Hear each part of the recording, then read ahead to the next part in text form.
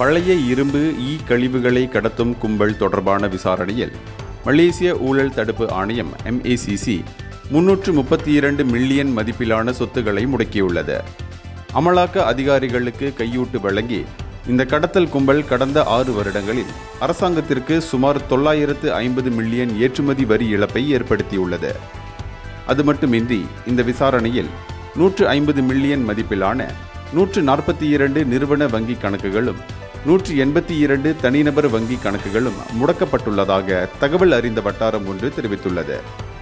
மேலும் இது தொடர்பில் 27 நபர்களிடம் வாக்குமூலம் பதிவு செய்யப்பட்டுள்ளதாகவும் நேற்று இந்த விசாரணையில் சம்பந்தப்பட்டுள்ள முக்கிய சந்தேக நபரிடம் வாக்குமூலம் பதிவு செய்யப்பட்டதாகவும் MACC வட்டாரம் ஒன்று தெரிவித்தது.